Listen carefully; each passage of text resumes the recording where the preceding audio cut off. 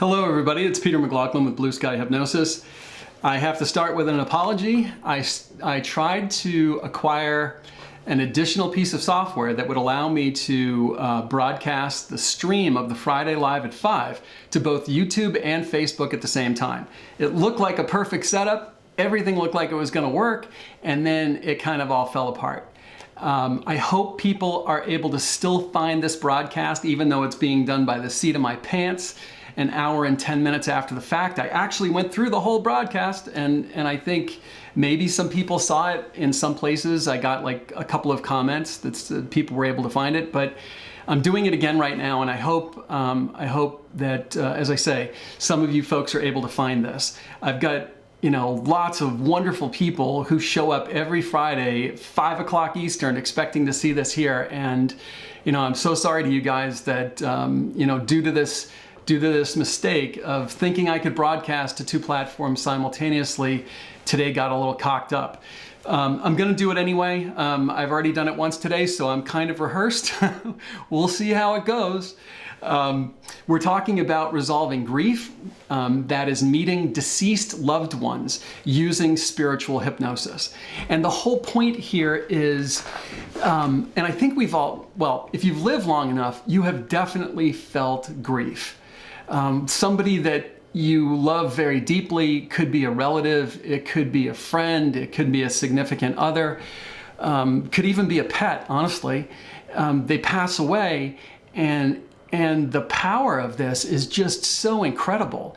I describe it as feeling like a spear is in your chest, this ragged, horrible kind of pain that for some people can go on for decades and decades and decades with no letting up. If you guys find me, and I see that somebody's on here, so thank you so much, Esther Rose, and it looks like Keel Quinlan found this, so thank you for hanging in there and finding this. Please be sure, whomever finds your way to this broadcast, to feel free to ask questions, to make comments, to share aspects of your life that are relevant to the topic today. It makes it way more interesting. I can promise you that the 40 or so minutes that I spent doing this before with no comments coming in, no feedback, was totally surreal, and really is not what I want to be doing on these Friday Lives. So to start this, let's talk about what is death, which Shakespeare called the undiscovered country from whose bourne no traveler returns. My way of looking at this, after thinking about it for a long time, after doing this practice for 14 years, after working with many people, helping them get through the pain of grief. Now, this could be, a parent who died. It could be a grandparent. That's often the case. It certainly is for me. It could be, as I said, a significant other. The most powerful ones, the most soul-wrenching, if you will, is the loss of a child. And even in some of these cases, with the tragic loss of children, working with parents, we have been able to shift, according to the client, we have been able to shift that horrible feeling, that destructive, painful feeling of grief. We've been able to shift that over time to something that to them, they said, felt more like a scar. So it was like that proverbial spear came out of their chest, and it was painful. And that, as I say, while working together, it's like that underlying wound was able to heal and transform itself into a scar. A scar is something that's always there. It reminds you of the wound that you had. It will never go away, but when you touch it, it doesn't hurt anymore. That is the goal. So when I talk about resolving grief, if we can get you to that point, in my opinion, that means it's been resolved or healed. It doesn't mean you're not going to miss that person anymore. Of course you are. It's just that, as I say, that sort of ripping and tearing pain that seems to occupy, so much of your life, that goes away, and it's replaced with something else that kind of feels like that scar. So back to the concept of death. I think in this culture, when we are talking about death and what death means, I think we're connecting to that concept almost entirely through our 5 physical senses. So this person or maybe this beloved pet that is now gone, we can't feel them anymore with our hands, with our lips. We can't hear their voices. We can't see them, of course. We can't smell them. All of these senses, these 5 physical senses, are now, it's like there's a wall or a barrier up, and we can't access them anymore. The sine qua non, the highest of the highs of this work, is when a person can access that deceased loved one. They're not going to access them through their body. They're going to access them through their consciousness. Now, here's the trick, and I think that this is what causes so much problems in our understanding of what death really is that our 5 physical senses are ludicrously small. They're ludicrously puny. To give you an example, and I've mentioned it on the channel before, so forgive me if this is repeat for you, but when you consider your eyesight, you scientifically are viewing a part of the light spectrum that is called visible light. If you were to research or inquire as to what percentage of visible light you're accessing with your eyeballs, with your eyesight, through visible light, you would find that it is 0.0035%. You and I see almost nothing. And as a quick thought example, in this room, in this office in which I am sitting right now, wherever you are sitting right now, there are microwaves floating through the air that your cell phone, your smartphone can access. There are radio waves floating through the air that you need a radio to access. There are television waves floating through the air that you need a TV to access. But for you and me with these 5 physical senses, I can't see the TV frequencies in this room. I can't hear the radio frequencies. I need a device to do that for me. But it doesn't mean that they are not there. And I say this as a way of helping you to understand the much broader canvas upon which life is operating. It is not operating entirely in this tiny little sliver of reality that we call visible light, or the same concomitant slivers of reality that would conform to our puny ability to hear, or our other 5 physical senses. Now, you and I have been raised in a culture which actively denigrates that which is going on between your ears when we say it's imagination, right? So if you have a dream, you might dream of a beloved grandfather, and you wake up with tears streaming down your face and you say, my God, it seemed and it felt so real. Well, your tears were real. The emotions that you had were real. How do you actually know that that isn't the way you communicate with non-physical beings? Now that your grandfather is no longer in a physical body, how do you know that that's not how you would communicate? Wouldn't it make most sense, if he doesn't have a physical body and you do, that you would connect through your consciousness? But you live in a culture that tells you, hey, it's only a dream. It's all in your head. It's just your imagination. And I would like to point out, while we're at it, that your imagination is the most powerful faculty you possess. Because everything in life has to be created 2 times. It has to be created in your mind, in your imagination. You have to see it in your mind. Or if you're a musical composer, you have to hear the melody in your mind. You know, you have to feel it in your hands if it's a tool, perhaps, before you can bring it into its physical representation. But if you're a musical composer, it doesn't mean it's not real, does it? If you hear the melody in your head, does it only become real when you write it on a piece of paper? When you hum it for someone else?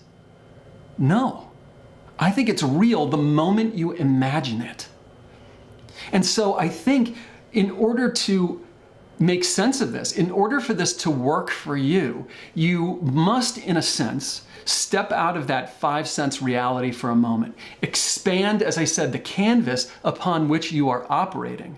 Take into account how you have been propagandized, if you will, since you were a small child by phrases like, it's all in your head, it's just a dream, it's only your imagination. So if you're an inventor and you say, you know, I think that human beings with the right kind of device could fly through the sky, how many people do you suppose said you're a lunatic? It's all in your imagination. And yet, that's what had to happen first. So I say all of these things as a way of helping perhaps you open your mind to how this occurs, and that you don't shut yourself down by saying, it was just my imagination, it's all in my head, it was only a dream. I think that's really important to start thinking about that first. And let's go back to Shakespeare for a second. The undiscovered country from whose bourne no traveler returns. Okay, that may be true. Excuse me. I think it could be said, it's certainly true that the physical body doesn't seem to be able to go into what we call death or the afterlife and then return. But what we have now is we have people, thousands and thousands of them, or tens of thousands, or hundreds of thousands, or maybe even millions of people who have had NDE, near-death experience, meaning they've been in some kind of medical, clinical setting. They have had machines and monitors hooked up to them. And those machines and monitors have determined that that person, for a period of time, has no heartbeat and no brain waves, which is the clinical definition of what we call death. And about 40% of those people are revived using defibrillators and so forth. And when they're revived, they recount a period of time while they were dead, when things were happening. So they can have an awareness of what's going on in the hospital room, the nurses and doctors and technicians coming and going, their names, what they said, what they did. They can also have an awareness of moving through, and I'm just going to move this off and this in, of moving through a tunnel of light. And at the other end of the tunnel, when they step into the light, they have often this awareness of being greeted by deceased relatives and by religious figures and by beings of light.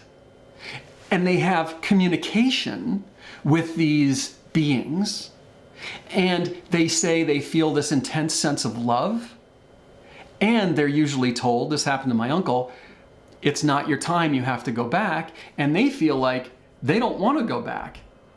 They love being there so much that they don't want to go back.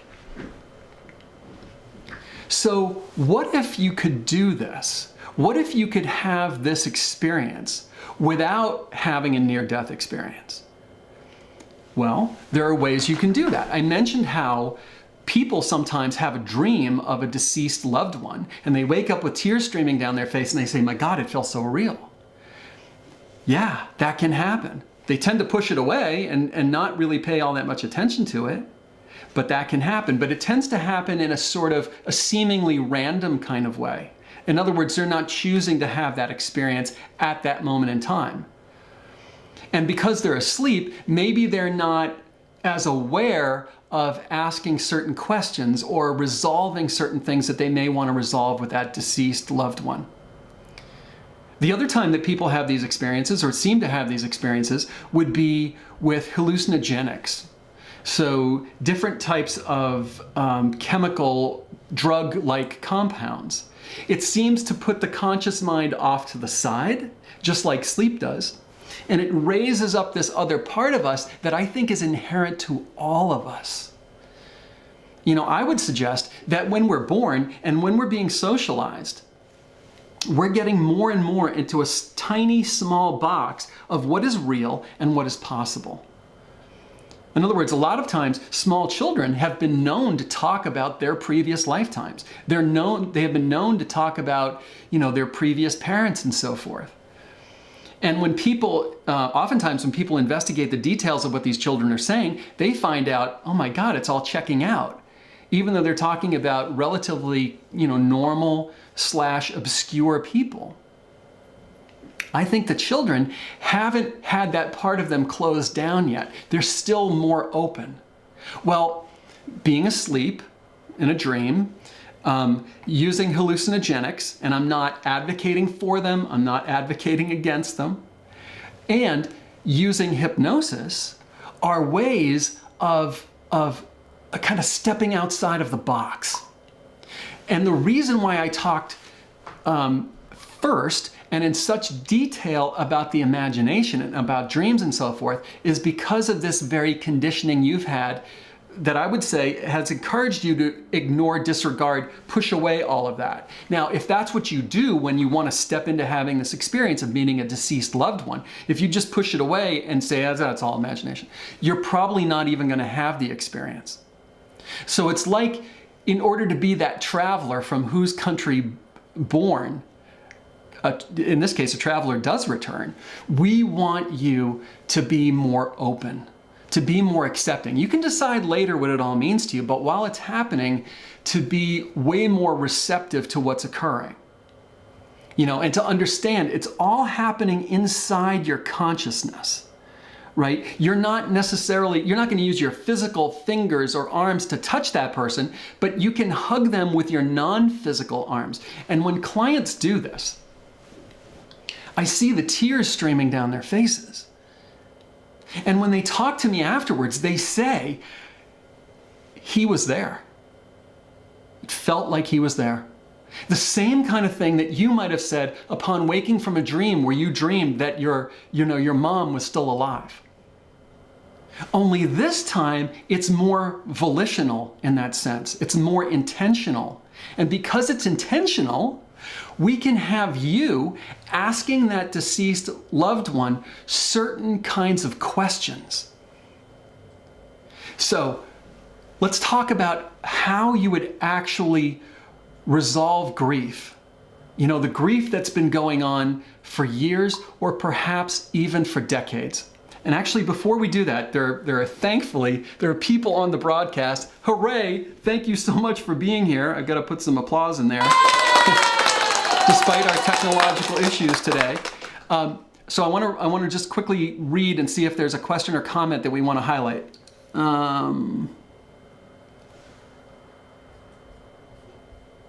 Okay, Esther Rose Newman is saying, oh my, I had this happen. Is that why I can speak to my mom in my dreams?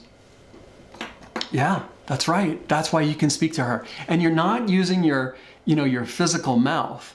You're not relying on tiny little hairs in your ear to vibrate and create an image in your mind. It's all being done in a way that I suppose we would call telepathically.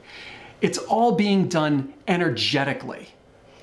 And if you, and I can't call myself an expert in this at all, but if you read what Nikola Tesla was talking about, if you read what quantum physicists talk about, they describe how everything is energy. So yes, it's like your minds are connected, and that when you're talking to her through thoughts, and she's talking back to you through thoughts, and that's how you're communicating with each other. And I would submit that when we die, we don't lose consciousness. And I think the people who have near-death experiences, and go Google this on YouTube, it's absolutely fascinating. That's what they describe. They have no physical ability to communicate. They have a non-physical ability to communicate. And when you're asleep, your doubts and limitations have been pushed away. When you're using hallucinogenics, your doubts and limitations have been pushed away. When you're doing hypnosis, it's more like a bridge between your everyday consciousness, where you may be right now, and being asleep. So the window is open, and if we've already talked about this, about what imagination really means, how you've been sort of conditioned to push things away, then you're going to be less likely to push those things away, more likely to get caught up in the emotions and in the intensity of what's happening and have this really profound experience. So thank you very much for that. I appreciate that. What I want to talk about with the physical body is I want to compare the physical body to frequency. So when you're wanting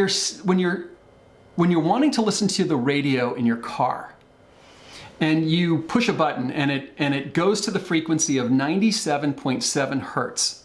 I think it's hertz. I don't know if that's what they use, but let's just call it that. You're going to hear a specific train of programming. Now, this could be a country western station, it could be a rap station, it could be a news station, whatever. There's going to be commercials on there, but you're going to hear a certain kind of programming that comes through that frequency. While you're listening to 97.7, there are a host of other frequencies along that dial that are all stacked up, and they're all broadcasting different kinds of music, different kinds of information, different kinds of talk. Now, if you're not tuned to those other stations, those other frequencies, you can't hear them, right? So I think what happens is that when you're asleep, when you're using hallucinogenics, when you do hypnosis, it's basically like you're moving from the frequency of this is my physical existence and here's my mouth speaking and these are my ears with the little hairs, vibrating up and down, to a different frequency. To the frequency that people who are deceased are operating on. I don't think that they can operate on this physical frequency. Well, I know they can't because they don't have a physical body. But they can operate on the non-physical frequency. So I think that's literally what we're doing. Now, one of the things I think that's important to consider if you want to do this kind of regression. I don't have one right now. It's on my list to make for my channel. And if you haven't subscribed to my channel on YouTube, please do. It's Blue Sky Hypnosis YouTube channel. If you then click the bell notification icon, you'll get notified every time a new piece of content is published or comes out. There is, however, something on there right now for meeting with deceased pets in the afterlife. So, we get super connected to our pets, and in honor of, do I have it there? Yeah, I do. In honor of pets, I'm just going to put a picture of my dog up there. So you can also meet with your pets using spiritual hypnosis, and there is a track on my YouTube channel for that. Now, if you're going to do this, if you're going to meet with a deceased relative or a deceased friend or pet or what have you, there's a concept that I would call turbulence that you want to be aware of. And what I mean by this is that if you've ever gone scuba diving, if you've ever gone snorkeling, if you've ever just tried to open your eyes underwater in the ocean after there's been a storm, you're not going to really see very much of anything because there's all this sand and all this silt and all little bits of seaweed and other types of flotsam and jetsam in the ocean that's going to obscure your vision. It doesn't mean the colorful fish and the coral and in Massachusetts where I grew up, there's like license plates and lobsters underwater. It's not very interesting. You're not going to be able to see all that because it's going to be obscured by this turbulence. Now, a day or two after the storm has passed, all of that silt, all of that sand will settle back down. How does this relate to grief and the loss of a loved one? Well, in the immediate aftermath, there's so much intensity of emotion that it presents almost like that silt, almost like that sand, which could make it very hard for you to connect with them on this spiritual level. And so my own advice on this, and just take it with a grain of salt, I'm a life coach and a hypnotist, I'm not a psychotherapist, I'm not a doctor, is to honor that grief, feel the pain, feel the emotion of their passing. And after a period of time, and it's going to be different for different people in different circumstances, when that turbulence has come down a bit, but you're still feeling grief, of course, excuse me, that's when you can attempt to do these tracks, to do these regressions. And in my opinion, in my experience, that's when people actually break through. That's when they connect with them. Now, what actually heals the grief? And I've worked with clients. If you've lived long enough, you've lost someone, or you've lost a number of people, and probably animals too, with whom you were very, very close. And I'm thinking of a client right now, a woman who lost her father when she was 7 years old. And that loss of him when she was 7 years old had profound impacts, as you can imagine, upon her life, including her relationships with significant others, like them going away. And so to resolve something like that, there are a number of different factors that are involved that I want to discuss now. The first and probably most powerful one is just in connecting with that person again in a way that feels real to you. So I'm not asking you to do this and have an experience where you're just saying it's happening, but rather by the time it's over, to feel like it happened. So when she was able to connect with her father for the first time in 30 years, of course, as you can imagine, there was, an avalanche of tears, a waterfall of tears, sobbing. She, in her mind, she put her arms around him and hugged him, and she could feel him hugging her. She was able to tell him that she loves him. She was able to hear back in her mind that he loves her. She was able to understand, because I'll ask clients, I'll say, when they connect with the loved one, I'll say, how do they seem? And it's always, seem so happy. How do they seem like they're healthy, or do they seem like they're sick? Always they seem like they're healthy. These are now non-physical beings, and they don't have to be hooked up to a machine anymore. They don't have to be lying in a bed. Their face doesn't have to be gaunt. They can present any way they want, and I think they're presenting in a way that their consciousness, the state that they're in, if you will, which is this kind of hale and hearty and beautiful and happy place. Because I think one of the things that we want to know is we want to know if they're okay. We want to know why. Why did this happen? We want to know if they're okay, if they've just ceased to exist. We want to know if they still love us. And all of these things are happening almost automatically when the two of them come together. You don't even need to orchestrate it, really. If you thought that someone you love deeply had died in some horrible accident, and it turned out they didn't die, and they appeared to you, they walked into your living room, after a month or 2 months or whatever, oh my God, you wouldn't have to tell you how to react or them. It would all be there in the eyes. It would be there in the smile. It would be there in the tears. It would be there in the touch of the emotion. And all of these things happen when people connect with a deceased loved one using spiritual hypnosis. And if you think about this, that first meeting alone is enormously powerful in terms of healing the underlying wound, the wound of grief, like that spear sticking out of their chest. But then we do another thing, and that is, in subsequent sessions, we always, like in the case of this client, we always have her father come back. We always have her connect with her father. Her father goes with her on other healing journeys that we're walking through in the subsequent sessions. She's able to ask him for his advice. He's able to be there to comfort her with other situations and scenarios that come up. And each time we do this, each iteration, that pain, it's almost like you can feel it, but you can certainly see it diminishing more and more. So what was a flood of tears the first time she connected with him in spiritual hypnosis, by the fourth time, by the fifth time, by the sixth time, it's no more a flood of tears. It's just like, hey, there you are. My gosh, it's great to be with you again.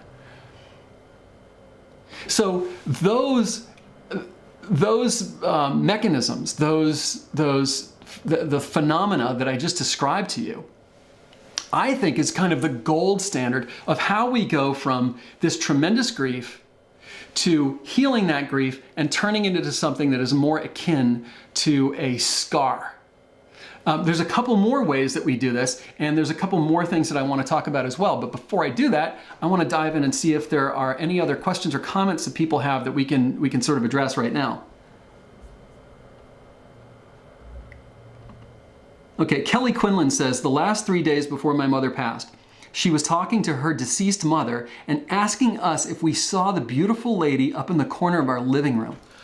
Oh my God, Kelly, that is so beautiful. That is absolutely 100% gorgeous. And I think it absolutely describes the reality, the larger reality of what's happening. Yeah, we as living human beings who are not in a state of passing over the way your relative was, our consciousness hasn't expanded enough to see the beautiful lady up in the corner yet. But, and I'm sorry, I think it was you said your mom. Yeah, your mom. Your mom's consciousness, I think when we're dying, I think our consciousness is changing. That's my view. I know I'm not alone in this. I know a lot of people, especially in hospice, believe this, that in the days, in the weeks, in the hours before someone dies, when we just see them as being unconscious or we see them as being asleep, I think the larger spiritual wisdom is they're actually preparing to cross over. And ideally, we can serve as midwives, ushering them from the physical into the non-physical. And I believe, I would say, I know, I can't prove it to you scientifically, but I feel like I know this, that on the other side, there are midwives, like the beautiful lady, in your case, in the case of your mom, who are midwifing or receiving that spirit or that soul from the other side. And it's the exact opposite of when we're born into this lifetime.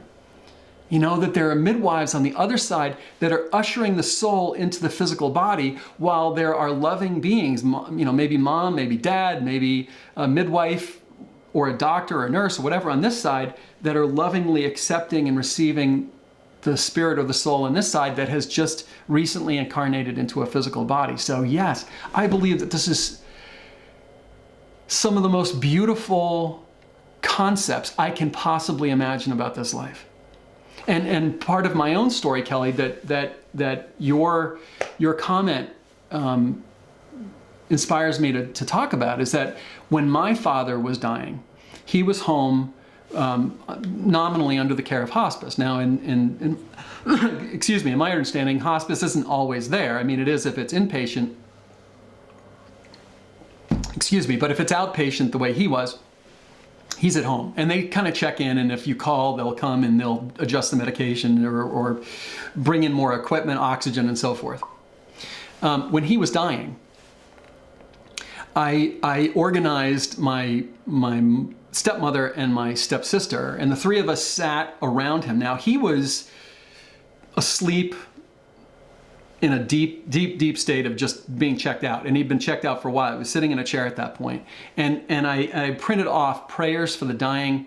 I had printed off poems that dealt with people passing and dying. And we took turns, stepmother, stepsister, and me, reading these poems to my dad, who was sitting in a chair, just kind of knocked out and had been for a while. And we got to a certain point in reading these. You know, we'd maybe been doing it for about 10 minutes, and he just opened his eyes and he said, "Did you see the Indian?" Kind of that same thing, Kelly, like saying, "Did you see the beautiful lady in the corner?" And then when he was lying in a hospital bed in his house, and I was speaking to him while he, again, was in a deep state of unconsciousness. But I know that his subconscious is not unconscious. It's just his conscious mind. That's the only part that's checked out. The rest of him is fully present, maybe more so than ever, because the conscious mind is not in the way. Kind of like sleep, kind of like hypnosis, kind of like a hallucinogenic drug. And I was saying to him, I was using names of our family members who had already passed, saying, "They're there, they want to help you. They want to help you. If it's your time to go, you're free to go. I love you." And while I was talking to him, this guy who hadn't moved in a long time raised his arm up to the ceiling as though he was grasping a hand that was coming down from above. So yes, I know I already said it, but I feel like this is almost impossibly beautiful. You know, when we think about our larger existence and how it's only an illusion that we are somehow cut off from the people and even from pets, animals, whom we loved in a physical form in this lifetime. It's only the physical connection that's been cut off. It's not our consciousness. Our conscious connection is still wide open. And all we have to do is open our mind to it and step into that channel, whatever channel you choose, prayer, hypnosis, hallucinogenic, or dreaming. That channel is open and now you connect with them. All right, let me see what else we have here in terms of comments. I'm so glad you guys are here. Okay, Positive Energy and Healing says, love this discussion and couldn't agree more on the socialization process that cuts us off from this reality. Yeah, absolutely, absolutely. And then, okay, Debbie Tucker. This looks kind of important. Where are we? Debbie Tucker says, I want to connect with my sister. Will you be explaining how I can reach her? Yes, I will be explaining how you can reach her. So the first part of this is to go back to what imagination really is. So imagination is an umbrella term under which comes inspiration, insight, invention, and epiphany and creativity. All of the most powerful human attributes fall under the umbrella of imagination. If you push imagination away and everything that goes with it, you will not be able to connect with her because it's going to be happening in your mind. You're not going to see her through these eyes or hear her through these ears. You're going to be seeing her with an inner sense of sight, which we all have, because any one of us right now can close your eyes and you can imagine what your car looks like. You can close your eyes and imagine what your childhood room looks like. Right? You can imagine all sorts of things. You can imagine things that you haven't seen in a physical form yet, and that's what creativity is, and bring that into its physical component. So the first thing is open mind. The second thing that you would want to do is you'd want to make sure there isn't a lot of that turbulence. So if God forbid she had passed recently, I think you would want to honor that pain. You would want to honor that process of grieving her, right? Once that turbulence is passed, mind is now open. Now you would want to go through something like hallucinogenics is one possibility, and again, I'm not recommending it, and I'm not dissuading people. People have to make up their own mind about things like that. Or you would do something like what I'm calling spiritual hypnosis. Now, you can do spiritual hypnosis sort of live, one-on-one with somebody like me, and I do sessions online. In fact, with this COVID thing, they've all been online, and we could do it that way. Or with someone else that does work like I do, that should work. Or you can do a track like the tracks that I produce on my YouTube channel, which guides you into a hypnotic state first. So maybe you have headphones on, maybe you don't. It almost doesn't matter. But you listen to my words just as you would if we were working remotely or if we were in the same room together, where I'm guiding you into a hypnotic state. Now, a hypnotic state is just, all that means is that your brain waves are slowing down. That's all it means. And there are different levels. So right now, you are in a beta state of consciousness. As those brain waves begin to slow down, you go through alpha, and then theta, and then delta. As your brain waves begin to slow down, parts of your brain that were formerly lit up in an MRI machine will now go dark. Parts of your brain, and I don't know if it's an MRI machine or if it's a CAT scan or whatever, I have no idea, but other parts of your brain that were dark now will become lit up. And it seems to be that when this happens, you step into capabilities that when you're in a beta state of consciousness are normally dormant. And those capabilities seem to include everything associated with imagination, creativity, insight, inspiration, and so forth, but also with memory.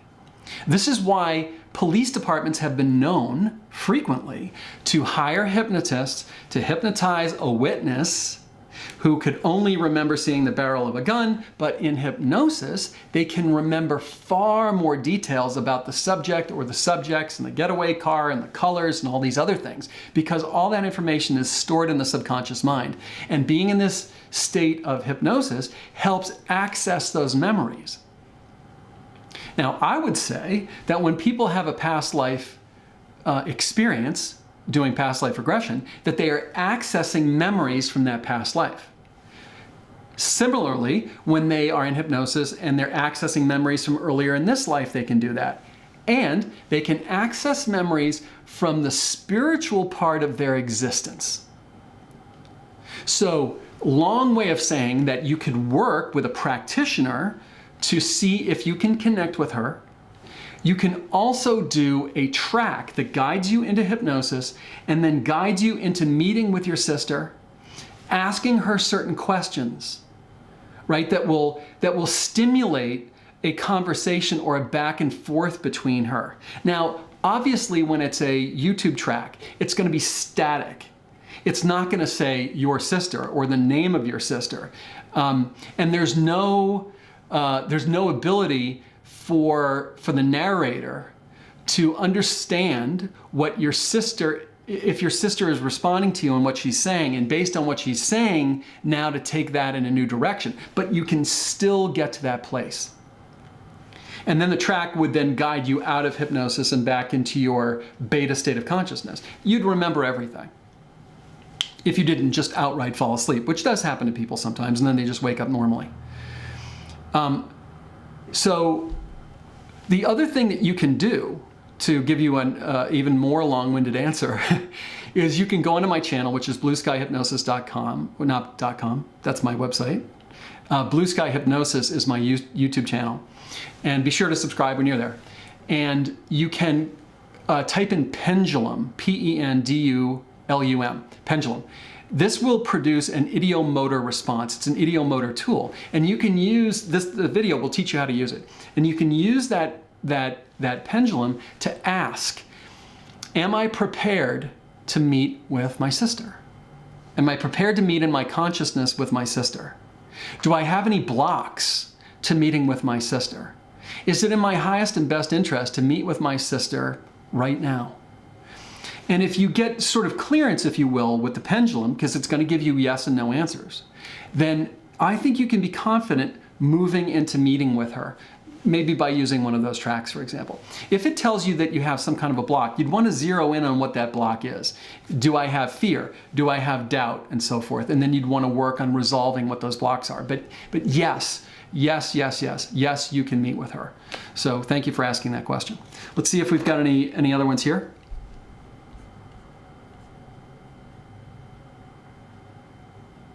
Oh, here's one from MH. MH says, hi, so late to the chat, but my dog died 2.5 years ago. I miss him with all my heart, but haven't found a way to connect with him. Michelle. Oh, Michelle, I'm sorry. I am. I mean, I am a dog lover myself, and I know that it can be so painful to lose such an incredible, I don't know if friend is the right word, it may be, or can feel it even like a family member. You know, total unconditional love is what I seem to notice, you know, with the dogs in my life. I do have a track on my YouTube channel, which is meeting with pets using spiritual hypnosis. And the process will be very similar in some ways not, to the track that I'm going to be making about meeting with deceased loved ones, humans, in spiritual hypnosis. But you can certainly work with that track and see where that takes you. I would say, since it's been 2.5 years, that initial turbulence has probably dissipated. And if you work with this track, there's probably an excellent chance that you could feel like you're in the presence of your dog and your dog is in the presence of you. And I know it can bring a lot of comfort. So every day I do my own self-hypnosis. And as part of this process of doing my own self-hypnosis, I meet with my spirit guide. I have ascended masters there. There's an angel there. And I also, as I'm going down to the place in my mind where I meet with my guides, I have 2 dogs go with me. One is my dog who's alive right now. So in my mind, in my consciousness, I have him with me on this side. And I also have another dog that died when I was, I think, 17 years old, and he's with me. And sometimes we just sit together, and I feel like I'm just, I have my hands on their head, and I can feel their head and their ears, and I feel that warmth, and I feel that love and that comfort of them being there. And sometimes it's kind of funny because sometimes the guides actually start patting them and playing with them. I also have 2 deceased relatives with whom I was very close, who I have there every single time. Sometimes we communicate, sometimes we don't, but it always feels good to me to just have them in my presence.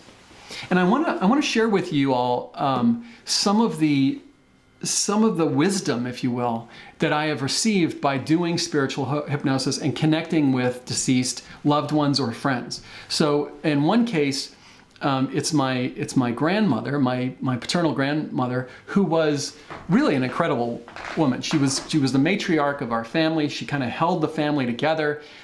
And she also ran a successful business for 54 years at a time when many women were not running businesses. And I asked her in this spiritual hypnosis, what is the secret to a successful business? And what she said to me was, she said, do what you love why you're doing it, and love who you're doing it for. And it came like that. I mean, it takes a while to get words out of the mouth and for the little hairs in the ear to wiggle and for images to come into the mind, but mind to mind, it can be instantaneous. And that just flooded into my mind immediately after asking her that question.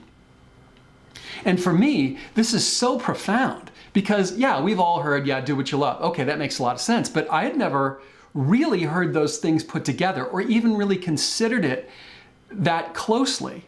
The second and the third part of that, which was, love why you're doing it. And the last part was the most powerful, which is the love who you're doing it for. To me, that brings the richness and the meaning of something that, could, sometimes we think of business as balance sheets and profit and loss statements and marketing and advertising and pricing and all these. It really brought it into the essence of why this work is so important to me, for example, and why any business that you engaged in that invoked those 3 things would be destined for success, because it seems to me you'd be totally aligned with whatever it was you were doing. And then the second one was meeting with the naturopath who helped me to save my life after I was diagnosed with leukemia in 2003. And she died, and maybe 4 or 5 years after she died, I connected with her in the same way, the same thing that I'm talking about with you guys, that I'm suggesting to you guys. And I asked her, what is the secret to happiness? And she said, get this, this still gives me chills. Fill the rooms of your life with love.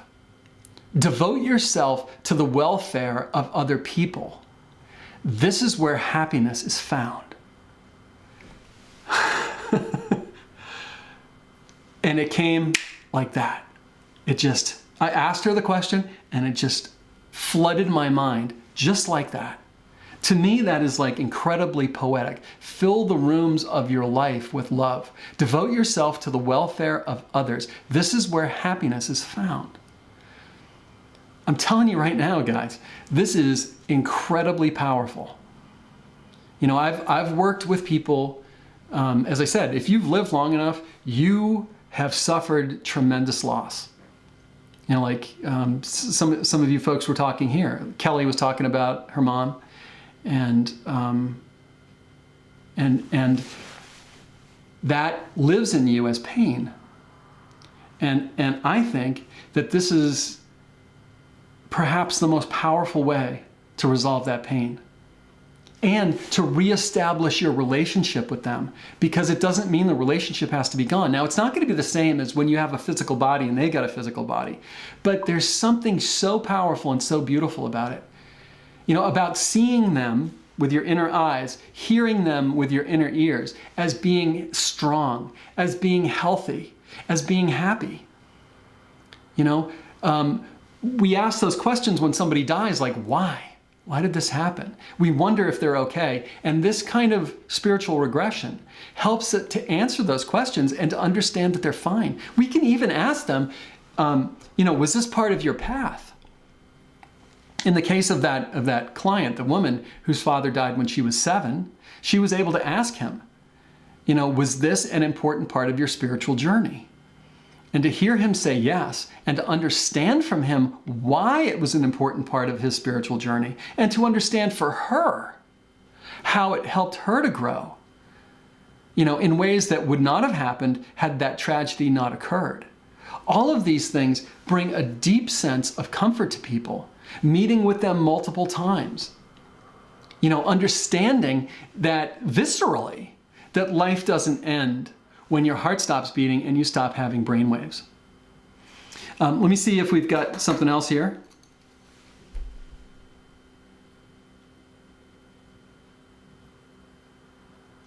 Okay, so here is Colcord's Twin Flame and Unicorn readings. Is saying, I have always been able to get messages from recently deceased, but sometimes it's only brief conversations, then it becomes hard to hear them. Is there a trick to maintaining a conversation?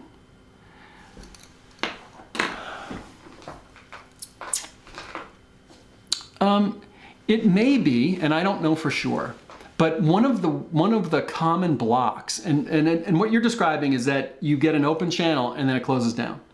So one of the common blocks is that we try too hard. And to me, this is like chasing fish, right? The best way to fish, and I'm not much of a fisherman, but the best way to fish is to be patient. You know, you sit back and you wait for the fish to come to your bait or your lure. If you dive in the water and try to chase the fish, they're all going to scatter. They're going to get as far away from you as possible, which is exactly what happens if you try, you know, because and this is one of the things with the turbulence, if you miss them so badly that you just want to reach out and grab them in a way, and you try too hard, it's like you close off that channel. So I don't know if that's what's happening to you. You know, once the channel's open and you're communicating, you might think, oh my God, this is amazing. This is so great. I want to get more information. And just through that maybe enthusiasm or trying to hold on or grab tighter, that could be closing it down. So I think if you are able to be in that place of relaxing and accepting whatever's coming, even if it seems like nothing's coming, to just accept it. So one of the things that I've noticed, particularly with spirit guides, is that when a guide gives a gift to someone, it may be in a beautifully wrapped, you know, box, and they take off the wrapping and then they open the box and quote unquote nothing is inside. Well, that's never the case. Sometimes there's something else going on. So the communication doesn't have to just be sort of mind to mind, which would be the equivalent of talking.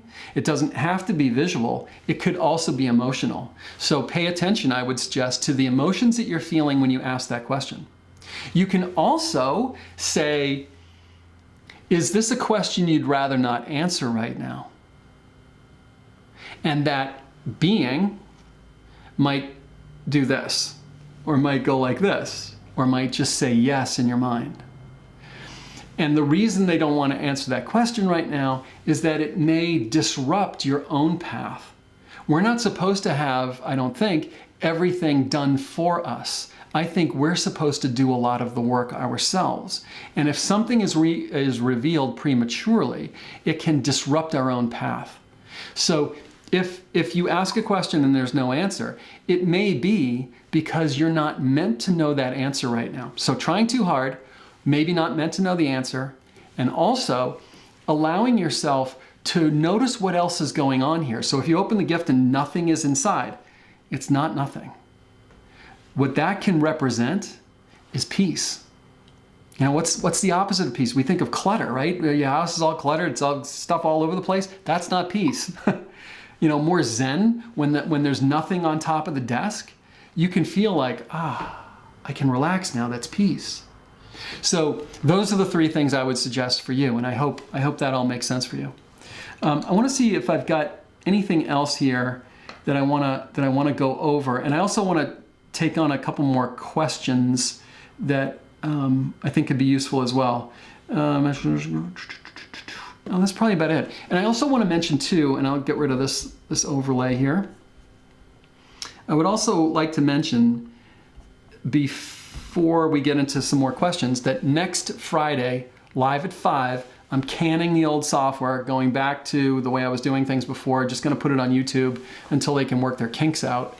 The next one is going to be, I am safe to lose weight. So in working with clients one-on-one for 14 years, and in the comments that I get back now, quite a few from people doing my weight loss tracks on my YouTube channel, it's clear to me that an inability to lose weight can often be wrapped up in issues of safety, security, and protection.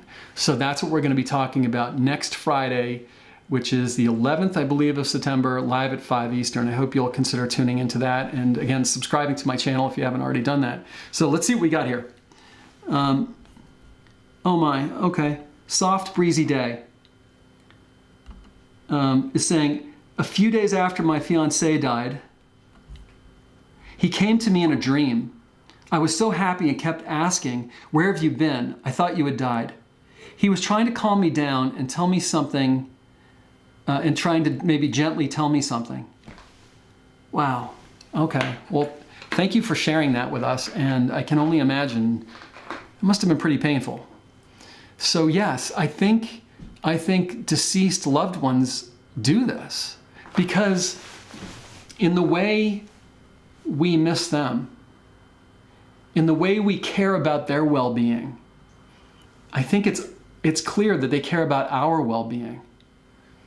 And I can only imagine what that must be like if suddenly you could be in a room and you could see and hear and acknowledge everyone in that room, but they couldn't see, hear, feel, smell, touch, and acknowledge you.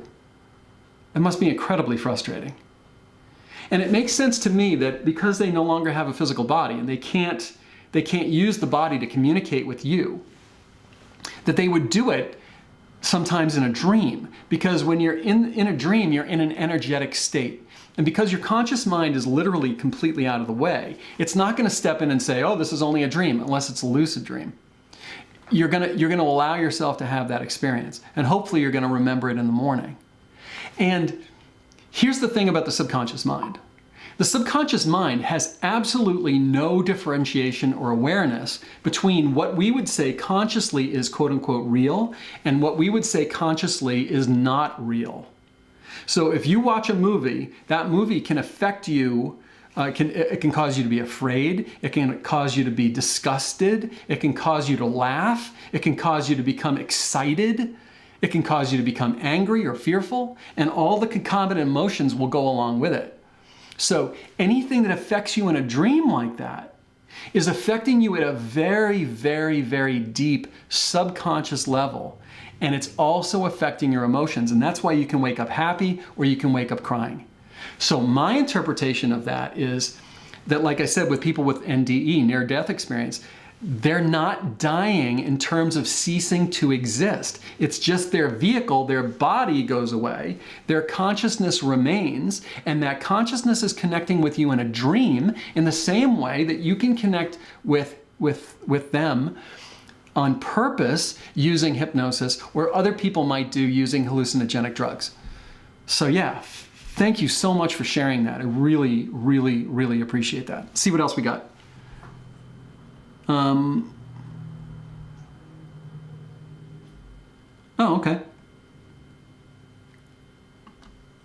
All right, so Temple Aviaries says, how can we know that what we have experienced is real and not just our grief and imagination fulfilling a need. Okay, so for any of you that have these questions, they're awesome questions, and I think they're important questions. Now, remember, it's going to go directly to what your programming has told you defines real and what defines fake or false. So your programming largely is telling you if you can access it with one of your 5 senses, you can verify that it's real with one of those 5 senses. Now, that's a paradigm or a box in which you have been placed. And if that's the litmus test that you're going to use, you're probably not going to be able to verify that it's quote unquote real. Here's what I want to say from a scientific perspective about imagination. If you imagine that you are lifting weights, let's say you're doing curls with 20-pound dumbbells, and you're doing, I don't know, 6 sets of 10 reps each, right? You're not moving your arms. You're just sitting in a chair and imagining this. From a scientific perspective, if you do this every day, for say 30 days, and you take baseline measurements of how big your muscles are and how much strength you have on day 1, and then you take those measurements again on day 30, you will have built muscle mass and strength through imagination alone. Now, here's the question for you. If imagination is fake, how can something fake, false, or not real produce something that is demonstrably real? Don't you need a real seed in order to produce a real plant? So I've got a video on this topic where I go over this a little bit, and it's called Your Imagination is Real. Because I think clearly in that case, your imagination is producing real results. So how can the imagination be fake or false? Now we're starting to get into areas that are kind of philosophical. There are some more scientific things, like there are children who, as I mentioned before, can remember a past life when they're like 4 years old of a relatively obscure person in history. And people can research and find out that this person actually existed, and the details that the child articulated are all verifiable. How does that happen? So the final arbiter of what is real and what isn't is the person who has the experience. And I would say, if you have a powerful experience where your emotions are engaged and it feels real to you, my belief is it is real. But again, that's, you know, in the final analysis, that's entirely up to you to decide. Let's see what else we got here. Okay, perfect. So let's chat's musician, or Musical says, put it up there. I know it's real when they give me information I couldn't possibly have known otherwise. And sometimes I ask them to give me something like that just to help me confirm that we are connecting. So that's another awesome suggestion or technique that I hadn't mentioned. So thank you so much for adding that to the mix. Give that a shot. See what happens. I mean, it's kind of like what I said about those children. There's a couple cases that come to mind right away. One of them became a book called Soul, S-O-U-L, Survivor. And it was about a boy who remembered a life as a fighter pilot in the Pacific Theater in World War II. And he pulled out all of these details, and it was so convincing when people researched the details, I mean small details, that this soldier, this airman's surviving sister, who was in her 80s, was convinced that this was her brother. And the sister gave all of his personal effects, you know, some 50 years later or 60 years later, to this little boy, because she believed him to be the reincarnation of her brother, because he had information that there's no way anybody could have, let alone you know, a small boy. And then there's another story that you can Google, and it's about a small boy who remembered a life as a Hollywood talent agent in the 1930s, who had been an extra in these movies, which I think might have been silent movies. And then he became a Hollywood agent, and the boy said, yeah, I was a bit player, you know, I was an actor in the early movies, and then I became an agent, and I was married 3 times, and I drank, my favorite kind of drink was this soda called blah blah blah, and they were able to find details on this man, relatively obscure, and everything checked out, even the soda, which wasn't manufactured anymore, you know, by the time the boy had talked about these things. So, all right, let's see, we'll take one more, and then we'll all go off to our weekends.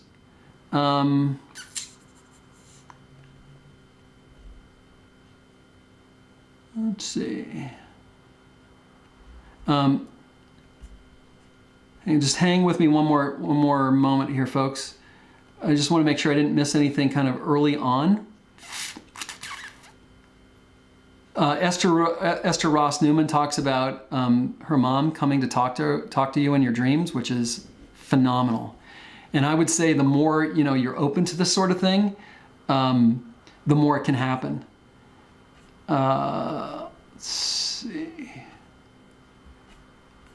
if there's one more here. And again, I apologize, folks, for how the technology goof up on my part today made this a little kludgy. So apologize for that. Okay, so Colcord's Twin Flame and Unicorn Readings is saying, makes sense to relax into it instead of trying to rush or force it. I do get blocked sometimes from dark energy, but I also realize I maybe try to understand it with my mind instead of my third eye.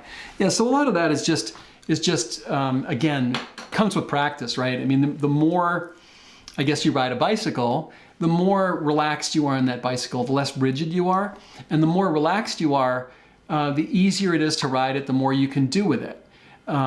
So practice when you're doing this, realize you don't have to do this all at once. You don't have to reach out and grab it. You can kind of relax into it, let it come. You don't have to just try it once. You can do it multiple times.